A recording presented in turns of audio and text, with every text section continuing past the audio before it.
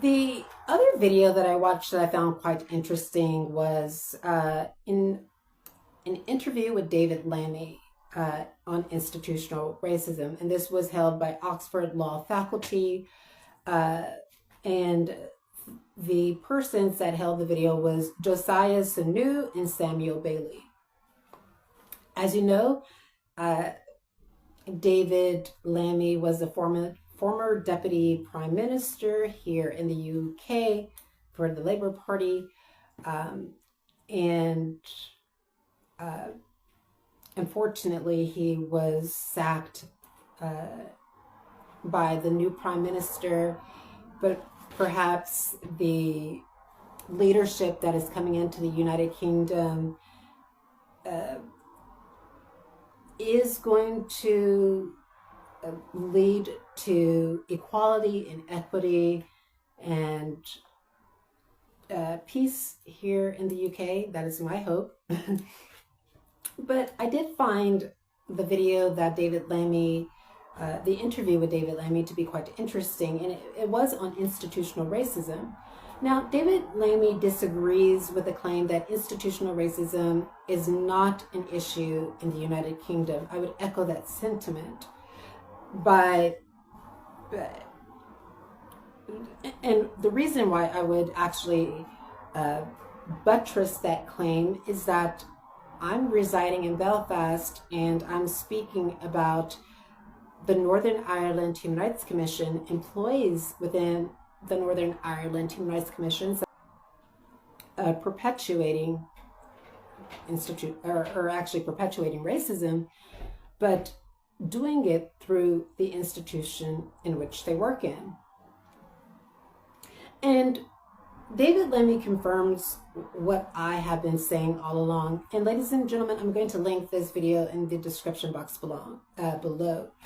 One of the claims that have been made against me is that I am not perceiving events accurately. And David Lammy states that, this is what I believe that the states are used. I think that in that interview with David Lammy, that he actually undergirds what I've been saying this entire time, is that states are using psychosis to silence complaints about racism. To be sure, David Lammy states that Blacks who experience racism are told that they are mentally unwell and that they are making up the fact that they have experienced racism. And so I would agree. This is what I have been saying the entire time. And this is what I think, ladies and gentlemen, is that here in the United Kingdom, Belfast, I can't talk about London because I don't live there, but in Belfast, what often happens is that there is divergence, right? There's a divergence between views on what is racism and what is not racism. And I think groups in Northern Ireland, here in Belfast, often point to overt forms of racism. So what are overt forms of racism? Well, when we look at overt forms of racism, we look at, for example, calling someone the N-word, or torching someone out of their home, or marching on the streets and saying immigrants out, etc. And while these are, I acknowledge that these are overt forms of racism, I, as a transnational repression researcher that has studied systemic and institutional racism for over 5 years, I'm more concerned with the covert forms of racism, because I argue that they are insidious and more heinous than the overt forms. Now, why groups in Northern Ireland and Belfast tend to attach themselves, tend to call out overt forms of racism is simply because it's easy to identify and it's easy to acknowledge. And oftentimes it is the opposite side that are partaking in overt forms of racism. But I want to reiterate that I'm more concerned with the covert forms of racism because they're more dangerous and they operate behind the scenes, and they are allowed to do more harm. So let's look at what's happening in the United States. We see several Black Americans that are dying by drownings, that are dying by hanging. And as we know, there is this saying in our community that Black Americans do not lynch themselves.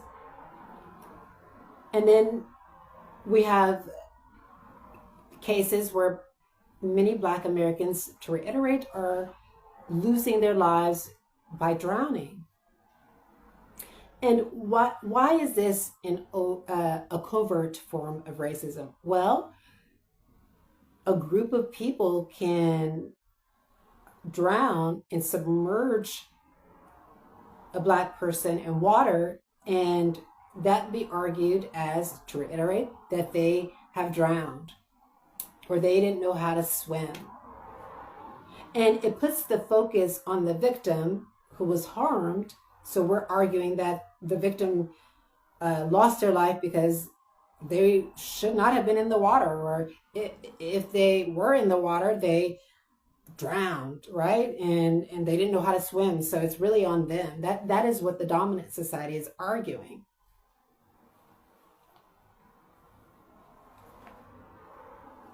And when we look at suicides,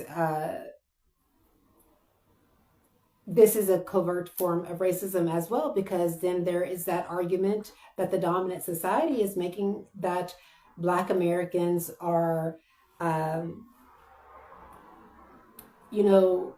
they gave up on life. And I disagree with this 100%. The argument that Black Americans gave up on life, therefore they did this, right? They lynched themselves. And so these are covert forms of racism that allows people in the dominant society to harm Black Americans and to get away with it.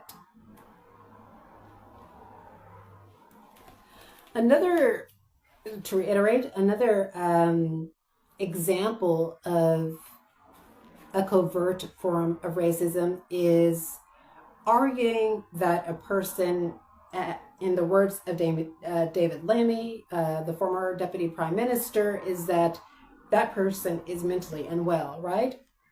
This is a very covert form of racism because it deprives a person of epistemic justice, right? And it allows the state to frame the narrative as that person as unwell rather than that person responding or complaining about being victimized by racism. So I thought that was like an interesting point that David Lammy made.